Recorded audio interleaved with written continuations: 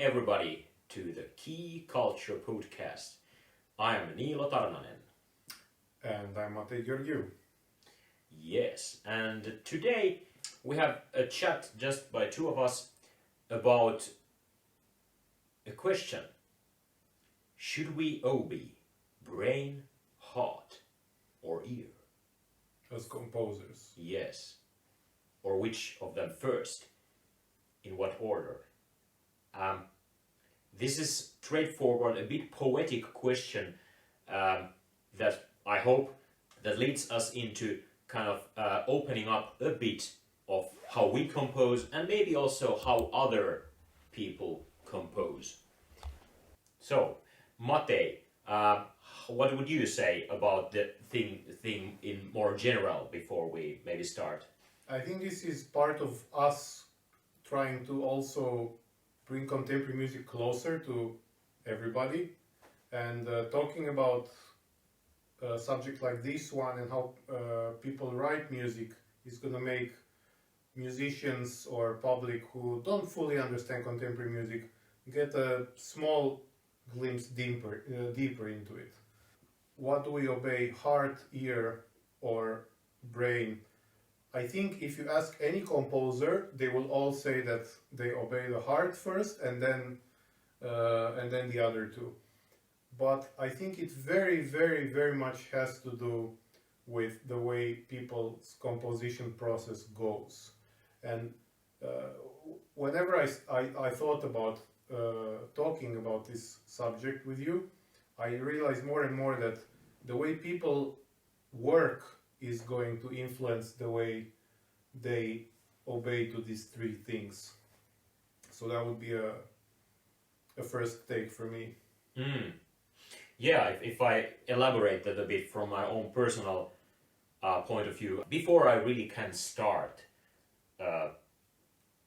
working on a new piece, I really need some impulses from two directions. So one is kind of the general feeling of what this piece would be about, and the other is about some practical ideas that just come and go in my mind all the time. Ideas of about melody, harmony, rhythm, all this sound, all this practical stuff. So I think for me the process really starts when I had this kind of eureka moment that actually if I combine this idea with this, it could become something interesting, and then I start working on it. Yeah. How does it start for you? Well, first I know what ensemble I would be right for, so I don't know, piano piece or a quartet or orchestra piece or choir piece or something, and then I have to think like, okay, what would I want to do with this piece, and then I need some time to kind of dream about it. So if I'm referring to the question, I guess I also start from the heart, in the sense that I have to have some feelings that trigger me enough so that I would want to write the piece. But then also I have some kind of, let's say, personal path in my composing, where I'm always thinking like, what would I like to do next? Like, let's say, now I have this feeling that I've written a lot of fast pieces, now I would want to write a slow piece. Or I've written a lot of pieces where I work with this kind of scales, now I would want to write a piece where I'm working with those kind of scales. So there's also like some technical aspects that do influence my feeling. So I think it comes, as in your case, from these two sides. But unless I have a feeling that I believe in, I can't really write a piece. And then once I start, because the beginning is hard for me, once I start it kind of gets easier. And probably again it gets very hard once I get close to the end, because then I think like I have to wrap everything very well. And so, everyone who doesn't understand why George R. Martin can't finish like the whole song and Ice of Fire. So you understand. I understand. Because when you get close to the end, like you really want everything to work well together, and you have to like let nothing untied, Yeah.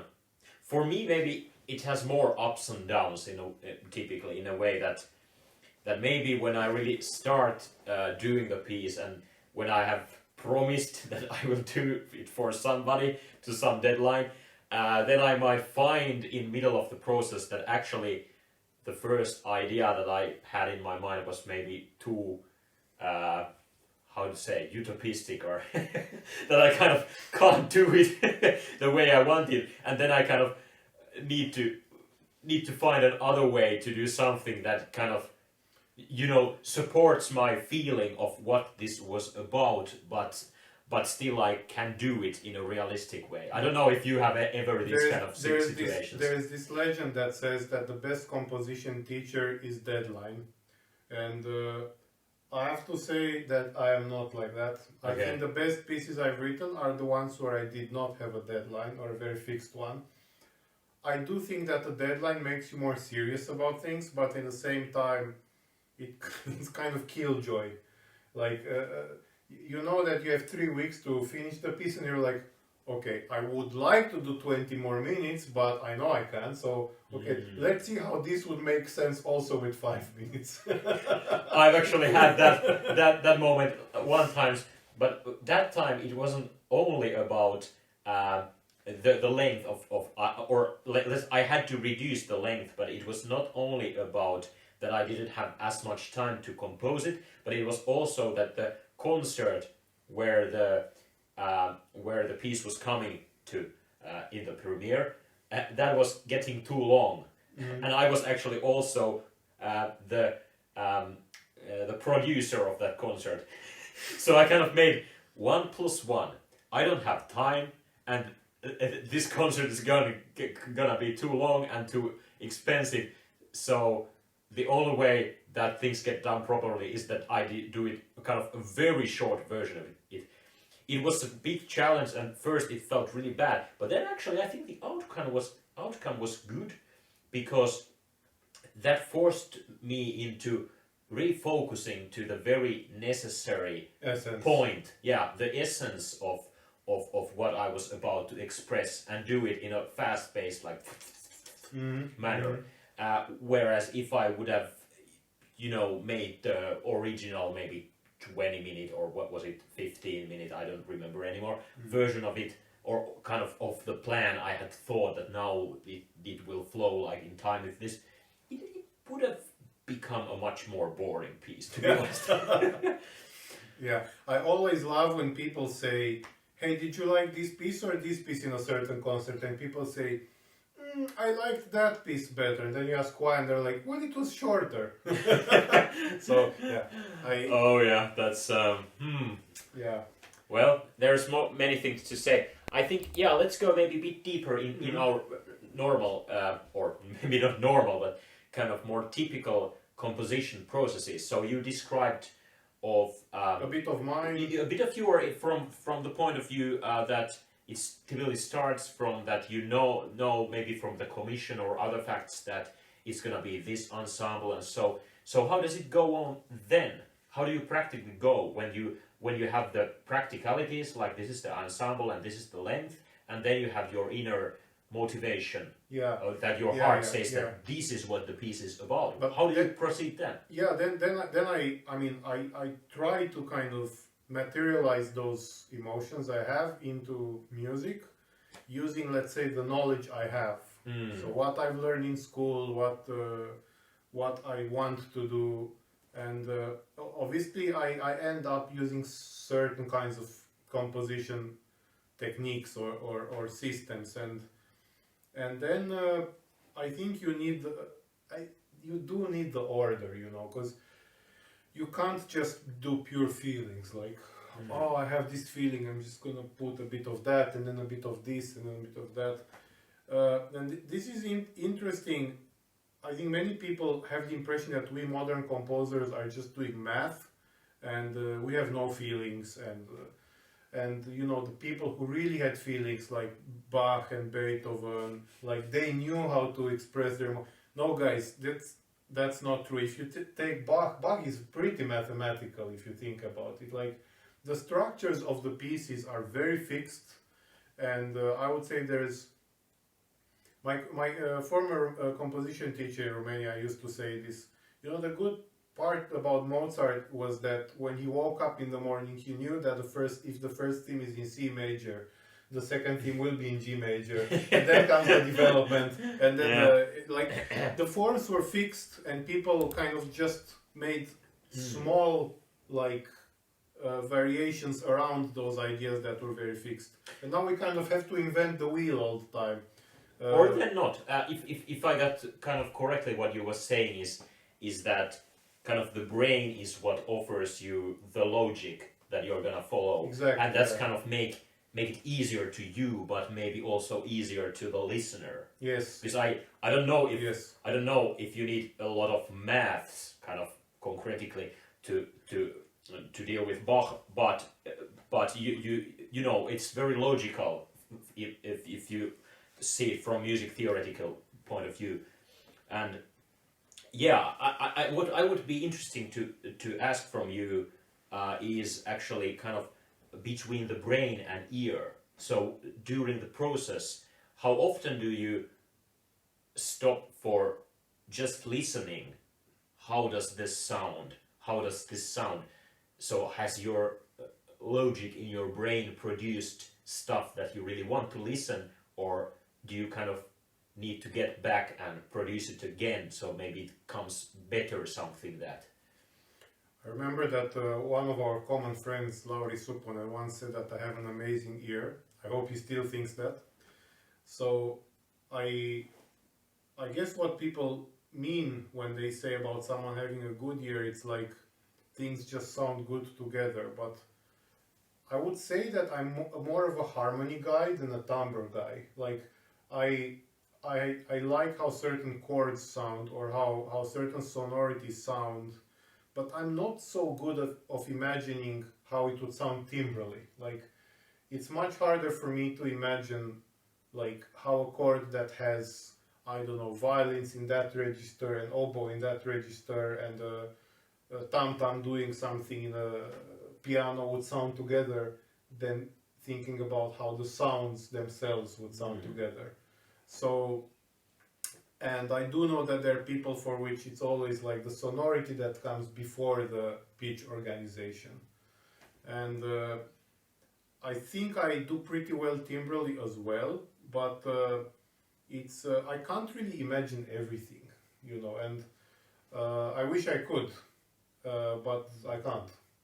And that's one reason why I really admire people like Lacherman, for example, who are very good at this, like timbral aspects of instruments, and they know how to do this, like to be very playful in that department. Mm-hmm. So are you referring like which things are easier for which composers to kind of just think in their heads without the need of just kind of double checking it, if it really, you know, refers to what they were thinking? Yeah, I mean, for me it often happens that I think like, oh, this is gonna sound like this with this kind of orchestration, and then I see the results and I'm like, that's not actually as interesting as I thought it would be. And I think that, of course, you build in time with a lot of experience, but I think it's also a skill that some people just hear very well how some things are going to sound.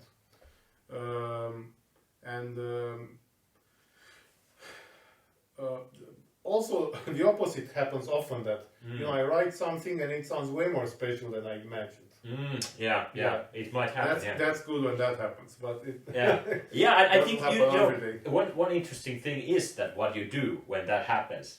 Like, do you just erase all the previous crap? And no, whenever that happens, whenever it sounds better than I actually planned, I will always try to pretend that that's exactly what I meant. And I'm actually very smart. Yeah. I'm like half. Well, you are. Now. But yeah. Thank you. Yeah. I think for me, these things could go very many different ways. After I find kind of the first kind of combination of let's say the top down ideas and the bottom up ideas, and then they kind of meet. So usually the thing that inspires me to take it further is that there is some kind of, not a fight, but that there is some controversy between these ideas, and that makes it interesting. So then I kind of, then What do you mean? But what ideas? well, for example, if I have an idea of, let's have a concrete. So I made a concerto for our friend Sebastian. Yes. For electric bass guitar. Yeah, for electric bass guitar. So there's already kind of controversy in that, because electric bass is a quite new instrument, whereas concerto as a form is kind of really An old concept. really old concept. And I actually kind of used the concerto. I kind of took the frames of what concerto means from the start of the concerto, not what concerto means today, but I really went to the Baroque and made a bit of search what concerto meant that time. And then just from somewhere came a third dimension to this, that I kind of, from the music I had already started writing, I find like, but this has some connections to some theatrical ideas of an election happening, and then people, talking to press after election or something. So then, in the end, it became kind of staged concerto, that as I dub it. So there are kind of many internal dimensions. Like from that point of view, people would expect that music written on the electric bass would be like this. Then on the other hand, if it's a concerto, especially a concerto with some Baroque influence, you would expect it to be something like this. And then if you have instrumental theater, yeah, then it's a third thing. So then kind of, how is it possible to combine these three in a way? I think these kind of challenges are really often something that I kind of enjoy. I kind of enjoy imagining impossible situations becoming that possible. do actually work in the end. And for that I often need very much of checking kind of actual facts of what specific instruments can do, how specific chords or specific melodic fragments do sound when they're done in certain consequences. And I really much think of what is the process that is going inside of the head of the player or the singer when they're doing their part, and how they're doing it together, and this kind of. So I don't know. For me, it alternates really much between the brain and the ear and the heart, kind of. It's kind of like a feedback loop somehow between, like, you can't just. I think it's very hard to say, oh, I have feelings, and then I'm gonna see how these feelings can be done, like, theoretically, and then I'm gonna see how that sounds frequency-wise, let's say. And there you go. Then I have the perfect product. I think it's very much a go back and forth all the time. And this is, I think, something that every composer will struggle at some point. You want to do a place that sounds kind of like this, and then you think like, okay, what chords could those be? Okay, but I want to hear the trumpet also, but I also want to hear the double bass, and I will, okay. And you have to make choices, like, it doesn't all work at once, so you have to make small compromises, and... Or then just forget some idea if it just doesn't work at all. Yeah, so in the end, let's say that the feeling would be the heart, and the ear would be what actually sounds. Let's say you want a trumpet melody that comes out, but that would be blocked by, let's say, the violins or by the percussion, and then you have to choose, okay, do I put the percussion down or do I keep the violins down? Or so then you ask the ear, like, what do I want more, the trumpet or the strings or the percussion? And you try to find the best technical way in which that can be done. So it's, in a way, very often a matter of, as I said, loop between these things, and in the end a compromise solution that satisfies as best as possible all the things. Or then if you can really find a win-win-win solution, then you're happy, but it doesn't always happen. Yes, it doesn't always happen. At least for me, I'm almost always a bit disappointed in my pieces afterwards from one point or from another. But it's like for me, it's perfectly true that I often want very conflicting ideas happening at the same time. And well, like to give an example, like I would want that there is like some big chords happening, but there's also some fast line in the bass that has a certain kind of melody. And I would also want let's say a melody in the trumpet, and I would also want some kind of like knocks from the percussion, and in the same time I would want that it's smooth, and in the same time I would want that it's loud, and in the same time and you can have a very nice feeling in yourself about this, but it's not so easy to put into practice, and you can always complain that you don't have enough skills to do it, but I think we just want to too complicated things at once. Sometimes you just have to kill your darlings. It was really interesting that what you just said was actually really timbral and really registral and really textural. That you described these examples of ideas, whereas kind of maybe 5 minutes or 10 minutes ago you said that you can't think first those, but you first need to have the harmonies. No. I do think of those things, but I absolutely think of those things. But let's say, I wish I were even more sophisticated in that department than I am. Whereas when it comes to, let's say, harmonies and chords, I think that's where I feel at home. Okay, so you're already kind of more comfortable of I'm more yourself. Comfortable. Yes. Yes. Okay. Yeah, I can see that. I think maybe we have now kind of pointed out also to some other composer strategies. So maybe we go to that. That next. For me, it was really kind of baffling during my studies when we had this Aikamme musiikin luentosarja, where once in a week some colleague came and talked about their music. I don't actually find who it was, but I was very surprised. Somebody really saying with poker face that he always started with the general form, that he just decided that the general form will be this, and then just started kind of to fill it with the sounding material, and I was like, what?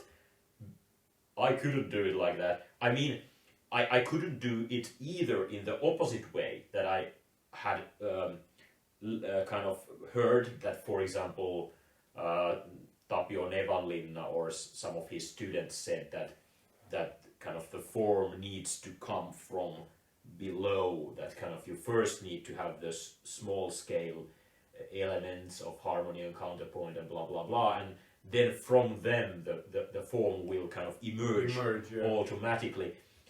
I kind of both agree and disagree with these two things, because at least for me it's, as you said, looping constantly between these two perspectives. So I do plan the whole form in beforehand, and I do totally plan a lot of the tiny details, but then in the process I might see that some of the tiny details don't make sense in the whole form, so then I just skip them.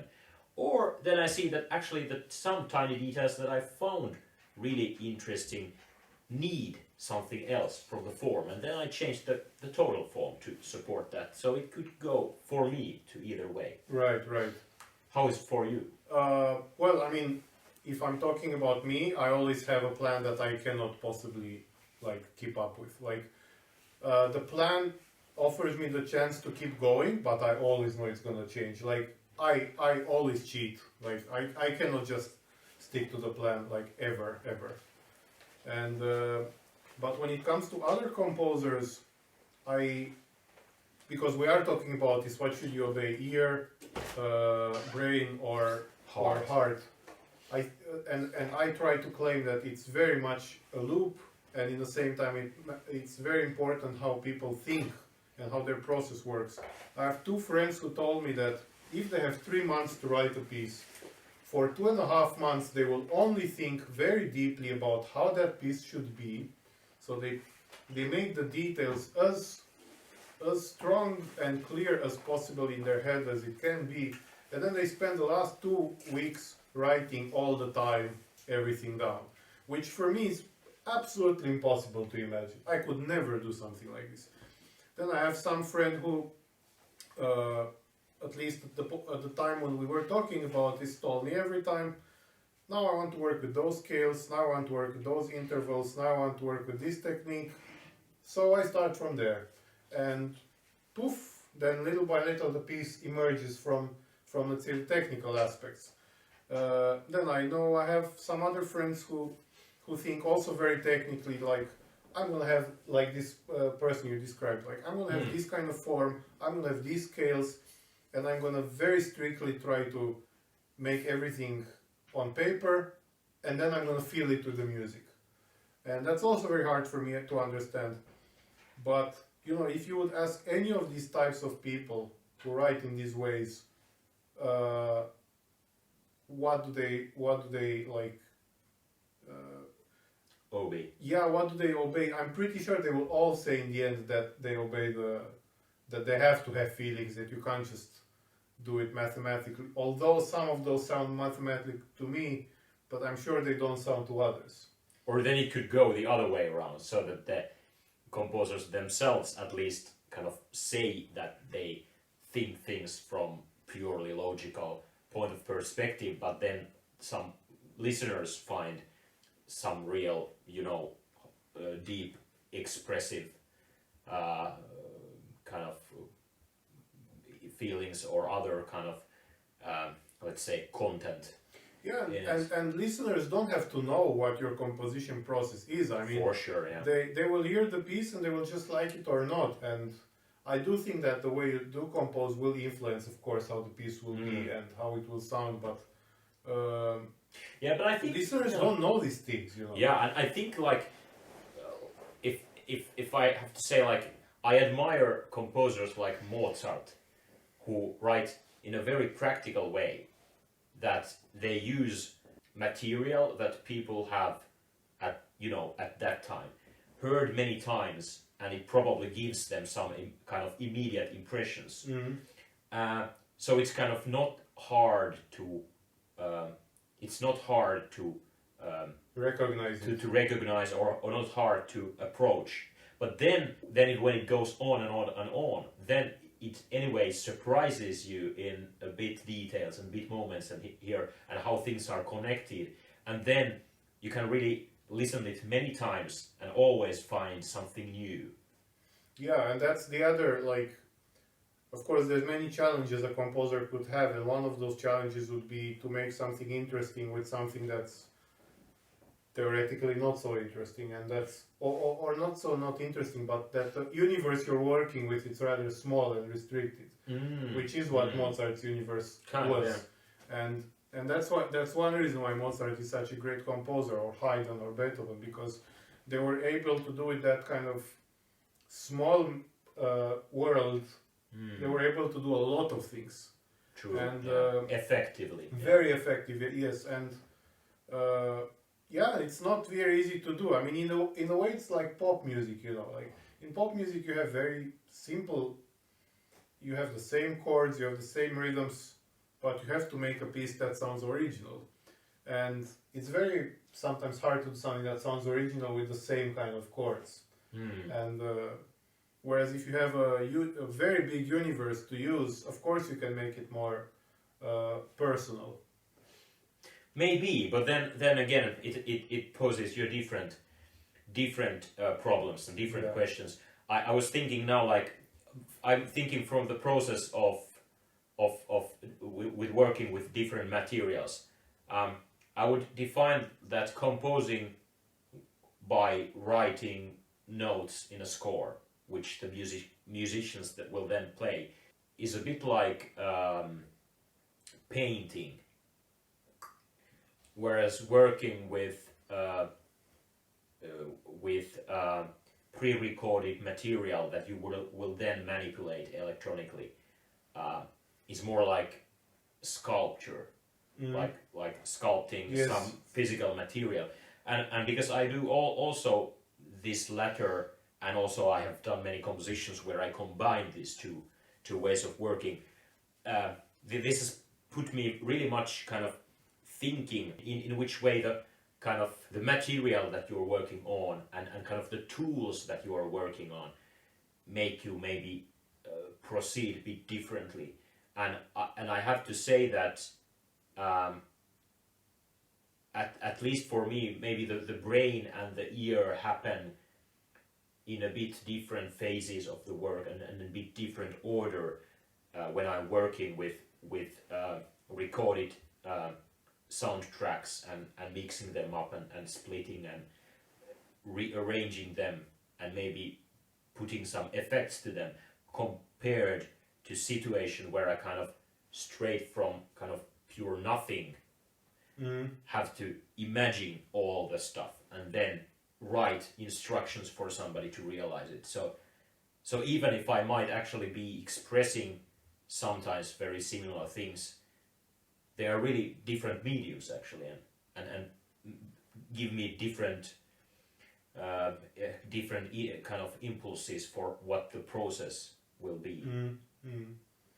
Yeah. So with electronics and how would you compare? What's your experience with? I have never done a purely electronic piece. The only electronic piece I have is a piece for harp and live electronics, and that's very different because I had to work on finding the right sounds I wanted for the harp, but in a way that's kind of like orchestration, you know, like it's like finding the right sonority. It's not about sculpting an already existing material. True, you know, so it's different. So I can't say I had much experience with that, and not definitely not with combining them. So apart from one or two projects that I did in Romania with Cubase, back when I was a very little young composer, projects that were like 1 minute and were more like experimenting for the course, I can't say that I ever did much electronic music.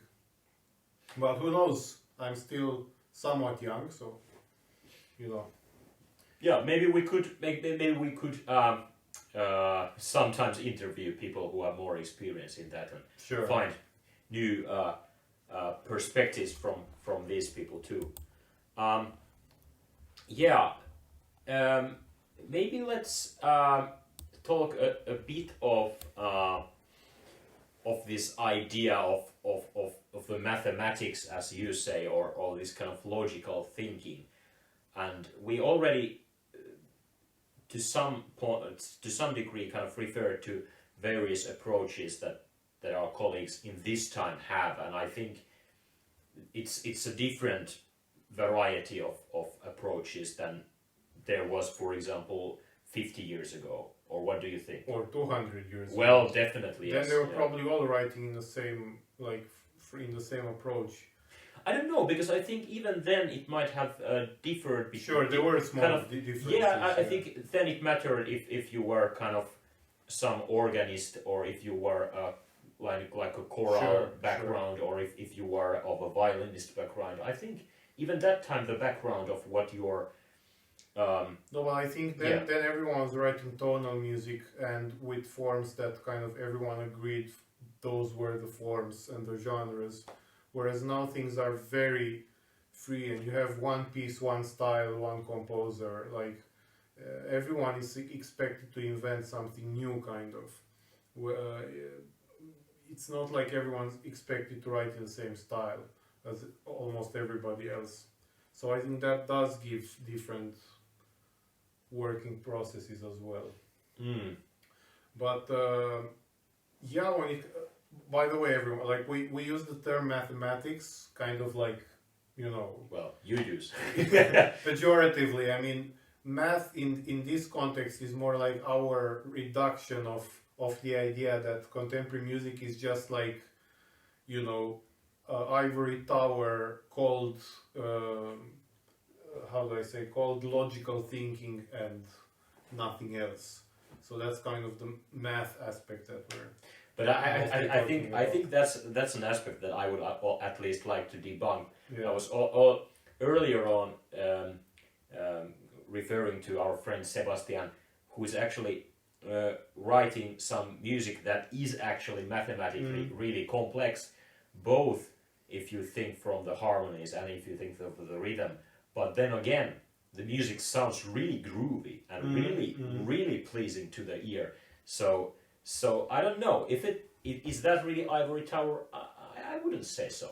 Yeah, and the example I gave in the beginning with Bach, Bach is also very mathematical. Like if you're very honest, you will see that he has calculated all these intervals and all the themes, how they combine and how the material works very well. But he hasn't for the time. But he hasn't calculated it in the way that we would maybe, at least I would think that what is the calculative way of kind of using 2 years of making calculations and then using one week to the piece. But for Bach it was more like he was just composing all the time, every week, every day, something. And those calculations kind of reflexes. Yeah, they were just the reflexes of what he was doing all the time. So in that sense, I think he's more like some really experienced older colleague of our time, somebody like Kalevi Aho, who might go into a train and just start composing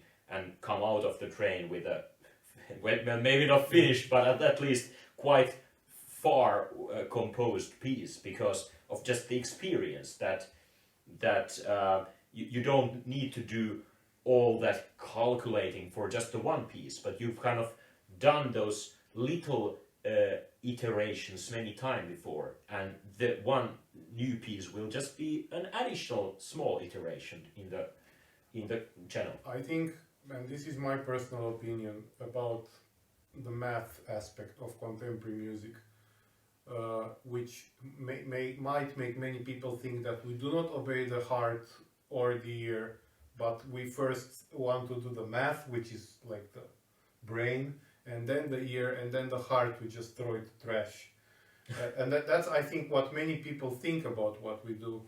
I think the problem there is mostly because our music has become, in a way, more complex and more dissonant, and now I'm speaking in very brief general terms, let's say in the 20th century, and I would say the public was not able to keep up with the changes that kept happening in our field.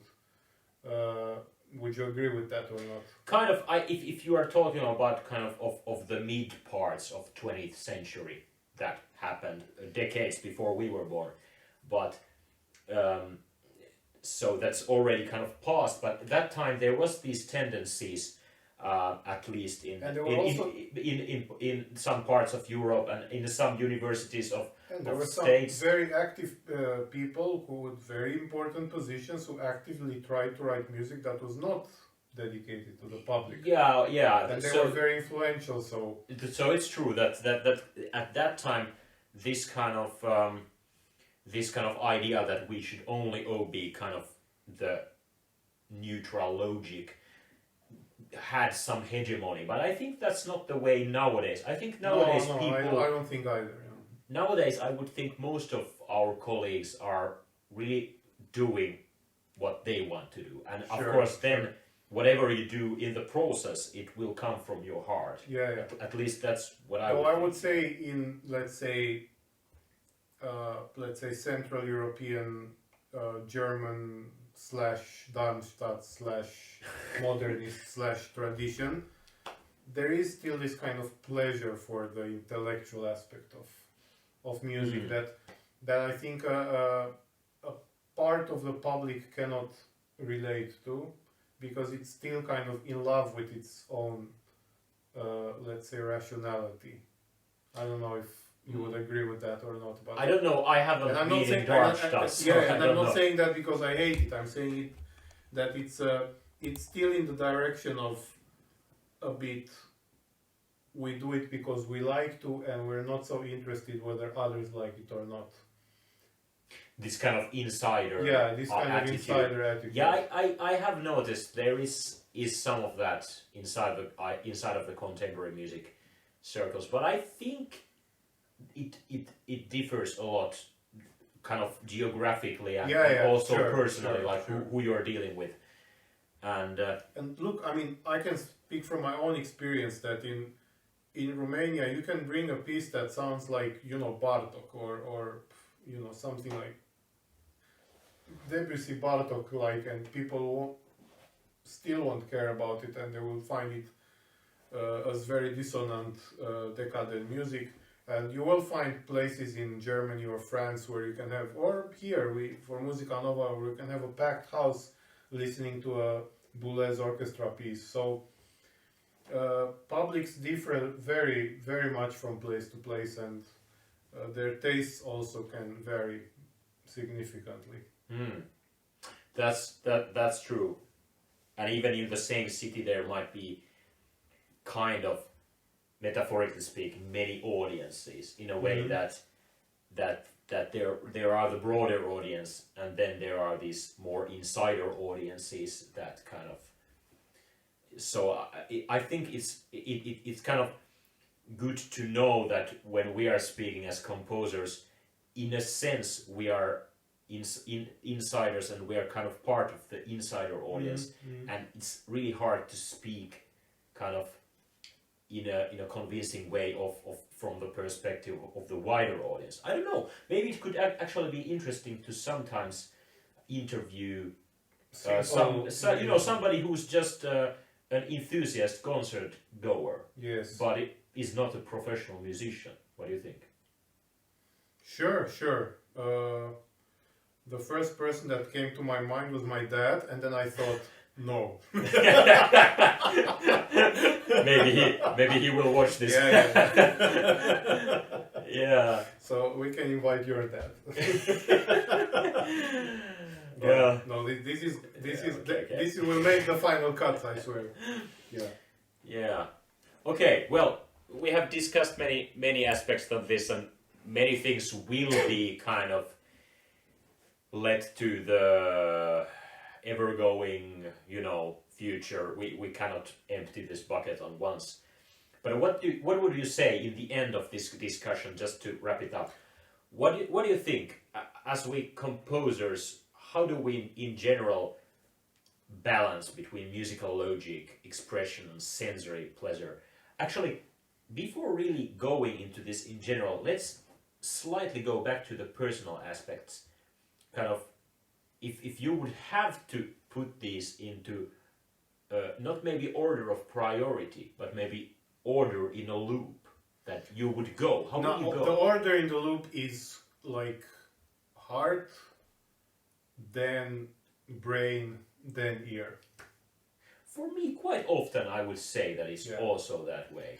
So first, I try to imagine how it sounds, what I would want to do. Then I actually do it, trying like logically to think how it would sound, and then I actually see how it sounds.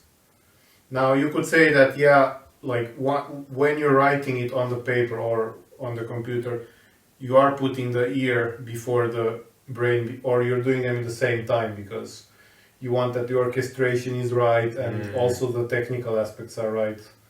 But I'd say that the ear is more for me like how it sounds like concretely. So I would say that first I have the feelings, then I try to use the tools I have to put them in, like to materialize them, and then I see if I'm happy with the materialization. And that's like, say, the ear aspect. And then I start the loop again. Now when you say this, I could also see kind of an alternative path, which is this, that first there's something that sounds. It might be improvisation, it might be some pre-existing material or something which your ear grasps, and then when you have the heart moment, like not the heart attack, but like this is something that is significant to me. So then you start, it was this, and then you start digging into that by your brain and your logic and trying to find out what was the thing that gave you the sensory pleasure. And so actually, maybe I would say that the where it's kind of really hard, at least for me, to start so that it would produce good results is to start with the brain, because otherwise I might get to some direction where then when I start thinking with ear or start thinking with heart, I don't find there any meaning at all if I just do it first with brain. But if I start with either of the previous, then I probably come up with something that probably has something to give me, and then it's easy to kind of work further with that. I'd like to say something connected to that. Now that I'm older, I wish someone would have told me that when I was younger. I think if you do some very small exercises where you have to dig into styles that are very uncomfortable for you, and you just do like a 1-minute piece with all sorts of techniques that are not familiar to you, don't like them, but it's still good to do them. I think in that case, I wish someone would have told me, look buddy, just start with the brain, don't care about the heart, because you don't have to invest here, you're just going to learn. And when you decide that I'm just going to start from the brain, from technical aspects, I just do this, and then you hear how it sounds, and then you kind of start feeling it. You know? Yeah, I know what you mean. So in this kind of exercise situation, I think it's perfectly fine to just start from technical aspects and to, just do it because it's part of your learning process. Actually, it's really good that you say this, because time to time it has been to me kind of a block that has prevented me in going to the to the real stuff of really writing the piece and not just thinking it. That I have not been sure enough of what I would like what would be the music that would give me the sensory pleasure, and what would give me the moment that this is important to me. Because I think, when we were learning, just a second, when we were learning, I think we were trying to feel what we didn't know. And like I had to do something that was uncomfortable for me, and I was trying to feel it as my own. And that's kind of complicated. And you're struggling. But if someone would have told me, don't try to make it feel as your own, just, go with the flow and then once you kind of put your nose there a bit and you smell it, then it's going to become part of you, and then you're going to feel more comfortable with it, and then you can start feeling. That's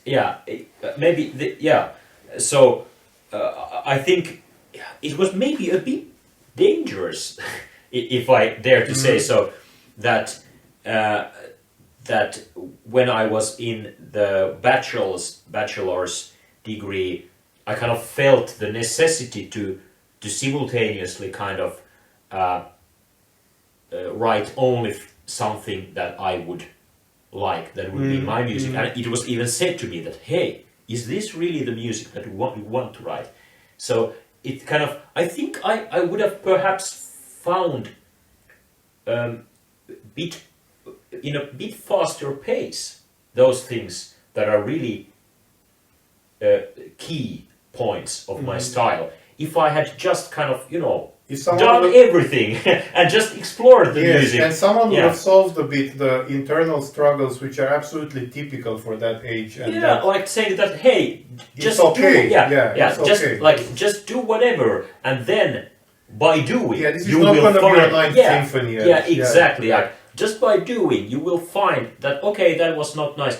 That was nice, and then you can go on from there, but you will not find that was nice moment if you don't dare to do anything in the first place. Yeah, because the feeling mostly was like, I'm gonna make something that's uncomfortable, and I kind of have to pretend that it's my soul there or something. Exactly, yeah. And because I don't want to sound harsh now, but it a bit feels like prostitution somehow, like.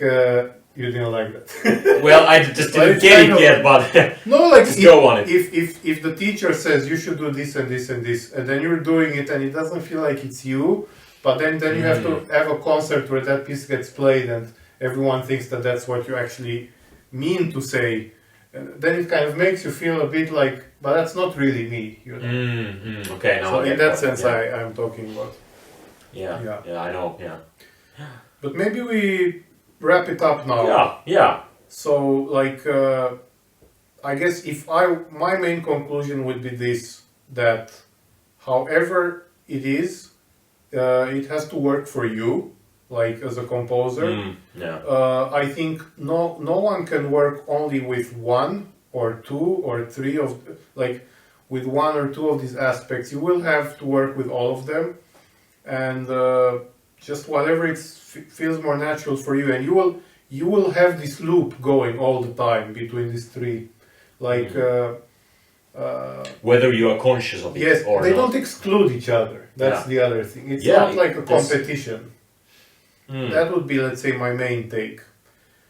But like if I want to be super cheesy, of course, I'm the kind of person that thinks that you do have to have beliefs if you write a piece, and you can't just write something just because. You have to believe, you have to want to write something. I think that then the results are better than when you just want to play around. Yeah, I think what would be the kind of general picture is that composers have really many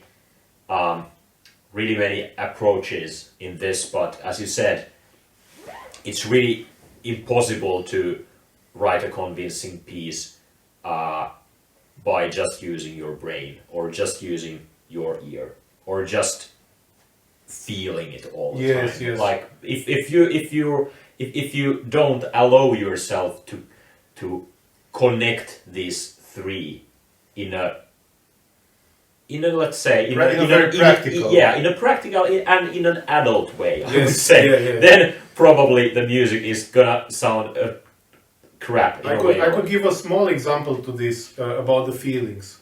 When I was very young, maybe, I don't know, second, third grade, I think at that point I liked some Baroque Vivaldi music a lot.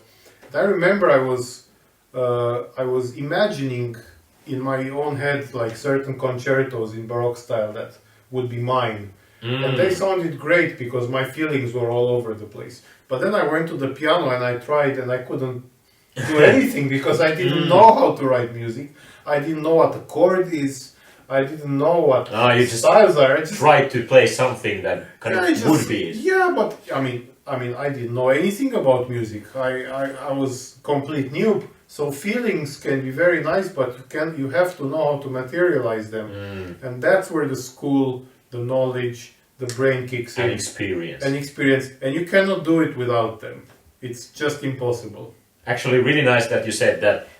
This reminds really a lot about my youth experience. Like the main difference between a 15-year-old Niilo and a 33-year-old Niilo is that as 15-year-old I had a lot of opinions and a lot of kind of internal expressive kind of feeling that I kind of wanted to materialize in music, but I just didn't know how, so that I just tried something, and then in most cases I was quite disappointed. Yeah, then you try everything at once and you don't know why you screw it up, and then you're just pissed. But kind of right now I think story of my life, bro. Like that's but like now I have made it, like I have just had these kind of not successful experiences enough that I have kind of already seen a kind of small seeds of success there inside of all that crap. and now I can kind of always build on top of them and water those little seeds so they can maybe sometimes give some flowers. That should be the title of our video, the seeds from within the crap. That sounds like title of a piece. Yeah. Okay. But you can write that piece. Let's say. Yeah. Okay, maybe we'll call it the episode. Alright. So, thanks everybody. This was an episode in the life of KeyKulture podcast that was co-hosted by me, Niilo Tarnanen, and Matei Gheorghiu. Like, share, and subscribe. And what should you do with the bell? Just click the bell also. We don't know what it does, but just click it. Yeah, it's good for you. It's special. It's good for your health. Yeah. Bye. Bye bye.